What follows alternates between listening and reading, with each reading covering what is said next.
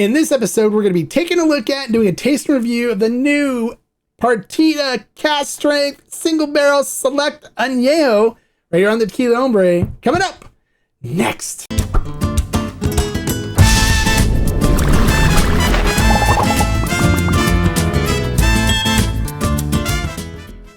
Hello and welcome to this episode of the Tequila Hombre, where today we're going to be doing things a little different with the review. We're going to be changing things up a little bit. I'm going to be working and tinkering with the formats a little bit, trying to add a little extra stuff for you guys. So make sure you subscribe and you click the notification bell so you can see some of the cool changes we're going to be implementing in the reviews and the informational videos that we do here for you guys. Today we're going to do things a little different. Instead of me talking about where this tequila is made and how it's made, instead we're going to go out to the Valle and have the master tequilero, Jose Valdez, take you on a tour of the distillery. So let's go do that. So that way you can see how this tequila is made. Hello, my name is Jose Valdez. I'm the general manager and maestro tequilero of Tequila Partida. We are here at the distillery, NOM 1502, Authentica Tequilera, where Tequila Partida is produced. And I'm gonna show you the production process. So part of the quality control in Tequila Partida is to use this device to measure the sugar content of the agave. So even before we agreed to bring agave from an agave field, we take some samples. We go physically to the agave fields and select random plants, normally 3 plants, small, big, and medium. And we cut it in half and we put it right here. You see we have a saw and we cut the plants in different directions and we obtain the scrap of the agave, and that scrap of the agave is the way we're gonna measure, is the sample we're gonna use to measure the sugar content and to see if that reached the minimum sugar that we require for Tequila Partida, which is 24% ART.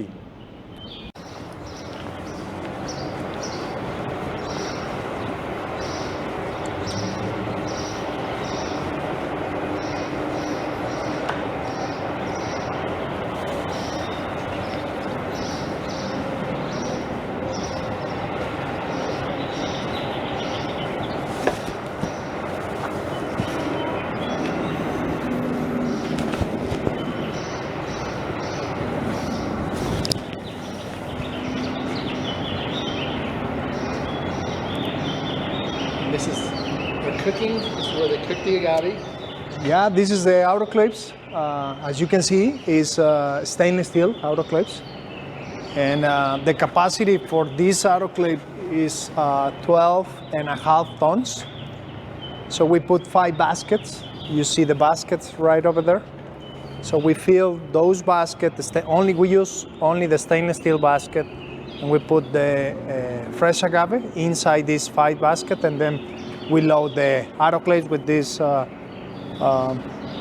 device inside the autoclave. Now, is the agave cooked under pressure? Yes, we use a steam that goes at the bottom from the autoclave, and our cooking process takes 24 hours. 18 hours of steam, low pressure and low temperature, temperature lower than 90 Celsius degree, and the pressure is lower than 3/4 of a kilo. And after those 18 hours of steam feeding, it's stopped, and we keep the autoclaves closed overnight, basically 8 hours more. And that after 24 hours, 7 a.m. every day, we open the autoclaves and then start the milling process. So normally the way we use this basket is to make the cooking process. We load with the fresh agave, and once the cooking is done, is the cooked agave, we unload the baskets and take the basket all the way right here.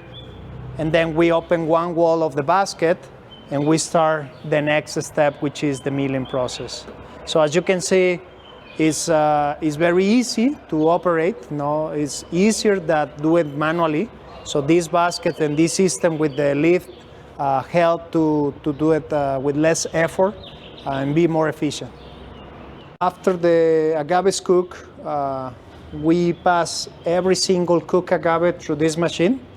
And this machine we call destrozadora, which is basically a shredder, which is axis rotated in high speed. And we basically destroy the shape of the cooked agave and convert it into fiber. So we prepare the extraction. In the extraction, the first extraction is right here in this milling, where we add volcanic water. You see the blue pump. The blue tube. It drips water on the agave fibers and then they're pressed in those rollers, right? Correct. We press in this milling. It's a 3 masses milling, 3 cylinders masses that are rotated together and squeeze the cooked agave with water. And you have multiple machines that... Yeah, basically we have a 6 milling machine in a line. The first 2 milling machines are the biggest one, and then we have the same size for the last 4 millings. And why do you do so many passes? Oh, yes, just to be more efficient in the extraction of the old sugar, but not with diffuser, but with this traditional milling process. What do you think your extraction rate is? What? Say it again. How high do you think your extraction rate is? How efficient? Yeah. So we have 3-4% of sugar left in the fiber. 96%. Yeah. That's excellent. Okay, so after the milling process, we obtain this we call jugo de molienda, which is milling juices basically, and it's sugar from the agave that was extracted with the volcanic water. This is gonna be mixed with what we call miel dulce, which is sweet honeys, and it's basically the juice that is obtained in the cooking process. So during the cooking process, after 3 hours, that we don't use that juices, we call bitter juices or bitter honeys. We don't use them, but we use the rest of the juices, which is this one, and we separate them and keep cooking them. We call destufamiento, which is just to separate completely the sugar so they can be fermented. Once the honeys are ready, we mix with this, with the jugo de molienda, and we create the mosto or jugo formulado. Formulado because it's formulated basically with these 2 ingredients. Normally the brix here is 11% brix, which is high concentration of sugar. Okay, once the fermentation finish, we have the dead mosto, which is basically the same liquid, but without sugar. Most of the sugar is gone because the yeast convert that sugar into ethylic alcohol. How the fermentation happen? Well, we have these open fermentation stainless steel tanks. And what we do in Tequila Partida is that the very first tank that we obtain in the milling is gonna do completely natural, without anything, and it's gonna last 5 days. But after the first day, we separate 10% of this mosto, and we put air and a source of nitrogen, so we encourage the reproduction of the yeast. And that is going to be the starter for the next day. Next day, we're going to do in another tank, we're going to use the starter, and that fermentation is not going to take 5 days, it's going to take 3 days. And the reason we want 3 days exactly is because after 2 days, we noticed that most of the tropical and citric and nice aroma like butter, scotch, and lactic flavors goes after 2 days of fermentation. But we don't want more than 3-4 days. That's why we want to do it controlled in a natural way, and we call the propagation and inoculation with the wild yeast. So this is our fermentation area. We have stainless steel tanks with a capacity of 20,000 liters. We have 14 tanks, and although Tequila Partida use open fermentation stainless steel tanks, we don't put completely, we don't fill them completely. We only use the mosto, 3/4. So we fill 3/4 of the tanks, so we can keep a layer of CO2 and to keep seal the fermentation in a natural way. Otherwise, if we fill the mosto, all the tanks, so we're gonna evaporate some of the alcohols and aromas. So we want a concentrated fermentation in a natural way, not closing with a tap or with a cap or something. We want a open fermentation. So that basically the room. As you can see, the roof, there is some yeast, if you will, in the roof and also in the environment.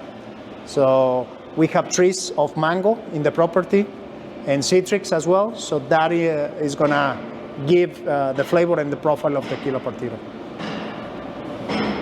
So once the fermentation is done, after 3 days of fermenting and the sugar content reduced to almost zero, close to zero, and the alcohol by volume goes to 5%, that's when we call the dead mosto is ready for the distillation, which is the next step.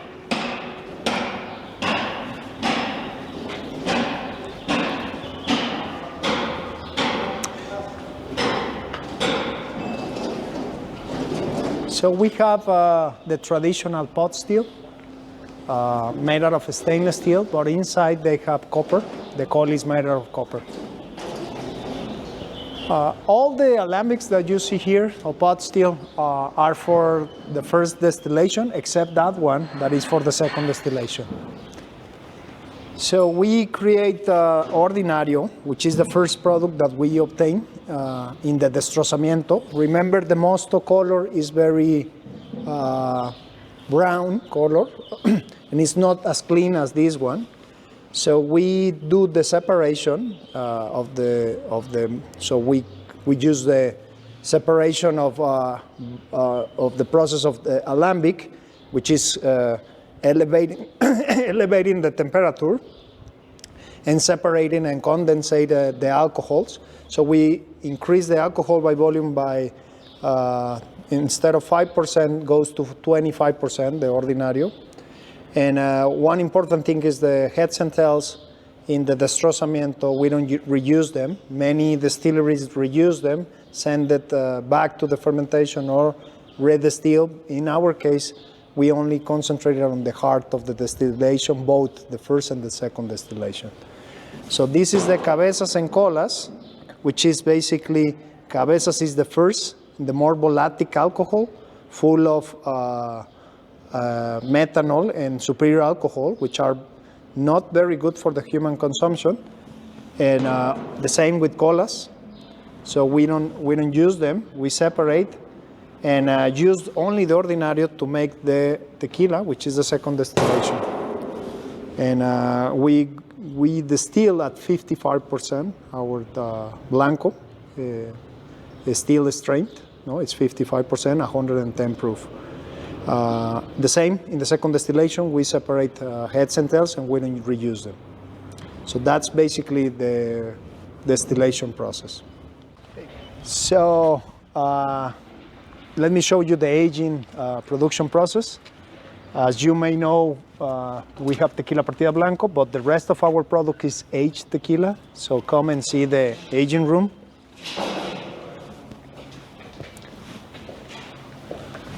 So we use these barrels, which is 200 liters white American oak medium toast, used with bourbon. In this case, is Jack Daniels. And the difference that we have is that we source the barrels directly from the bourbon distillery, and they give us a certificate that the barrels has been empty. Within 10 days, they ship the barrels to us. We have to commit to buy a full container, which is 288 barrels, but we do that to ensure the source of the barrel, no? Because in the industry, there are many brokers, but we want to make sure that the barrels are reliable, the quality. And as soon as we receive them, we put a little water just to make sure that they don't leaks. They don't have leaks, sorry. And if they have leaks, we adjust the rains empty the water, and then put tequila at 55%. We have reposado, añejo, and extra añejo. Our reposado goes 6 months up to a year. Our añejo goes 18 months up to 2 years. And our extra añejo, Partida Elegante, has 4 years of aging. So as you can see, all our categories are more than the minimum required. And the other characteristic is that we use the barrels only 3 years, except in the case of Elegante that is 4 years. But for the reposado and añejo, we normally use one reposado and one añejo. That's 3 years, and that's it. No, the barrels are in perfect condition. But for us, the important thing is the extraction of the flavor of the bourbon. So that's basically what we do to preserve the consistency and quality of the additive-free Tequila Partida aging products. So I just want to thank you everyone for being in the tour. We just finished the tour and also the aging of barrel selection.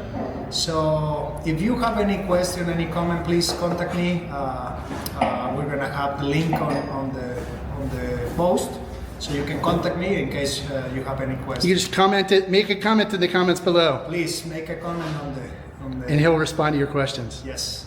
Awesome. Salud. Salud. Cheers. Now it's time to tasting. Yes, indeed. Now it's time to taste it. Thank you, Jose Valdez, for taking us on a tour of the distillery. I know there's some people that are going to be like, oh, they use autoclaves that makes inferior tequila. That is a bunch of malarkey. Autoclaves make amazing tequila, just like brick hornos. They use the same fuel. They use steam. Only difference is you can pressurize an autoclave, and actually an autoclave will give you more pure agave taste because it's easier to clean than a brick horno is, and there's not as much residual stuff stuck to the wall. So so don't believe it if people tell you that autoclaves produce inferior tequila. It's the other processes that they do in producing the tequila that affects the flavor. So Partida produces a good quality, traditionally made tequila. All right, so with this barrel, there's kind of a little story and stuff behind the barrels. When I went, I paid my own way to fly out there to meet Jose and take the tour and do the barrel selection. But when we went into the barrel room, which you saw the maturation room, they had pointed to the barrels. They're only doing 5 of these single barrel high proofs. And I got to try most of them. I even got samples of the ones that were already pre-selected by some other groups. And originally, when I picked the first 3-4 barrels, I wasn't very happy with what I was getting. And I just said, look, should we try one more barrel and see what we get? So I said, so far, I'm not happy with what we have here. They were all kind of rough or had some off flavors in them. And they said, yeah, sure, let's pick one more. So I found one in the stack, and this one was like deepest in the stack. It was in the middle of everything. It got the least amount of airflow to it, least amount of sunlight, which is great. And we ended up pulling a little bit of sample from that. And as soon as I tasted it, I knew, I went, wow, okay, this is the one. And even Jose Valdez, when he tasted it, he went, wow, okay, yeah. And he says, I mean, I'm telling you guys this, but he said basically, he goes, that is the best barrel I've tasted from all the single barrels that we've selected. He goes, that one is amazing. That's by far the best. And I said, yes. And they asked, do you want me to dilute it like the other groups? And I said, no, keep it exactly where it's at. And I don't want you to put any water in it or anything. Just bottle it as is. They gave me a couple sample bottles to bring home, which I did some stuff with and tasted some people on it. So I'm really excited to dive down and do the tasting portion of this. So let's not waste any time. Let's do it. And this is going to be a kind of a new element we're going to show you as well. Some people wanted to see more of the bottle and pouring and stuff. So we're going to take you down to show you the bottle and the pouring and get into the tasting portion. All right, so let's get into the tasting portion. I'm going to show you guys the bottle. So this is the bottle. It is a TBAC, which is Tequila Barrel and Agave Collective Select. It is 54% ABV or 108 proof. It is bottle number 124. Anejo Single Barrel Reserve Special Edition. So you can see what the bottle looks like, what the color looks like. Now, a lot of times you hear me mention and talk about the NOM, and he even said it in the video on 1502. The NOM is usually located on the bottle, and if we look here, you can see it right there. Right here. Oops. Right there, 1502. So whenever you look to see the NOM, you can find it right on the bottle, 1502. So the color on this looks really nice. The bottle's a really nice presentation. Now, this is barrel 35. It doesn't say it on the label, but it does say it right here. This is Tequila Partida Anejo Single Barrel 35-24 because I selected it in 2024. It just finally made its way to the US. It took it that long. So let's get into the tasting portion and let's see what this is all about. So I'm actually going to keep it down here where I do the pouring so you guys can see. And then we'll take a look at the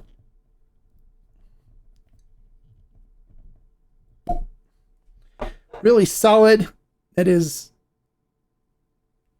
solid cork. It's artificial. You don't have to worry about it leaking or anything. We'll go ahead and pour it into the glass.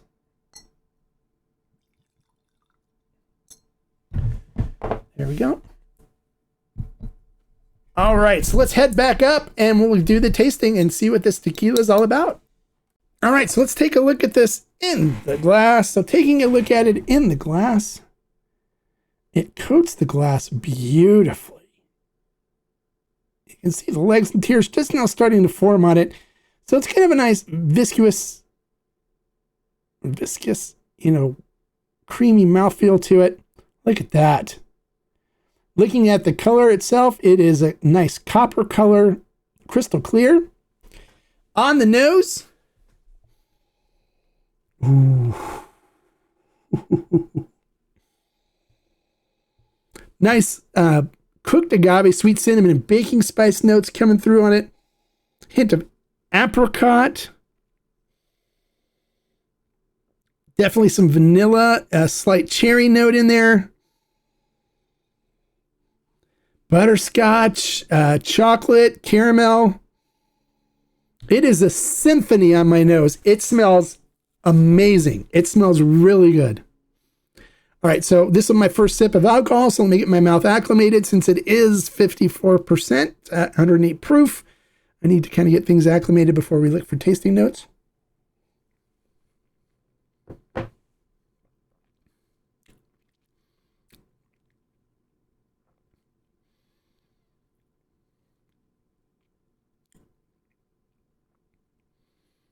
Wait for the stinging to settle down a little bit so my lips and gums know what's coming.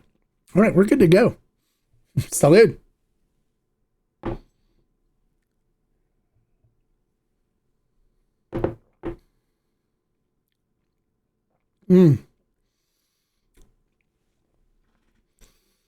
It is just so buttery, creamy, silky, oily mouthfeel to it. However you want to describe it, it's just coats the mouth beautifully. So creamy and buttery on the mouthfeel. Coats the tongue, just kind of stays on the tongue too. Oh, beautiful. I'm getting sweet cinnamon and baking spice notes up front, followed by nice vanilla and then this like melted caramel disc note on the tongue, as well as little butterscotch notes that are hanging in there with the caramel. And then if you've ever taken like a butterscotch disc and just put it on your tongue and just kind of let it sit there and melt, it stays on your tongue like that for a while. So you get this nice butterscotch, caramel, melted caramel note that just kind of stays on your tongue. I still get it on the finish. It's still there and it's absolutely beautiful. I'm not picking up any like over oakness in it, any extra bitterness or anything on it. The only thing I'm getting from this is just pure beautifulness. This is really good.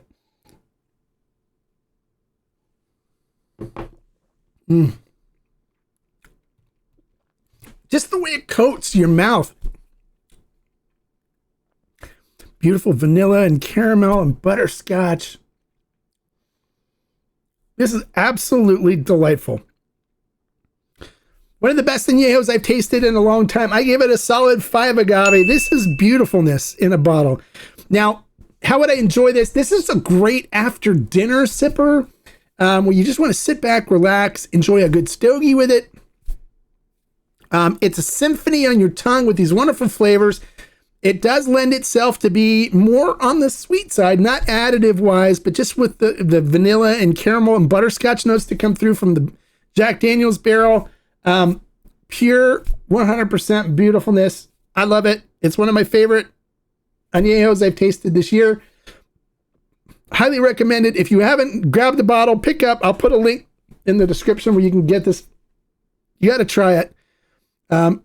It's absolutely phenomenal. Well, there you go. There's my review of the Barrel 35 Single Barrel Select from Partida, the Single Barrel Select Añejo. If you liked the information I shared in this video, make sure you click the thumbs up and give me a like. If you're new to the channel, bienvenido, welcome.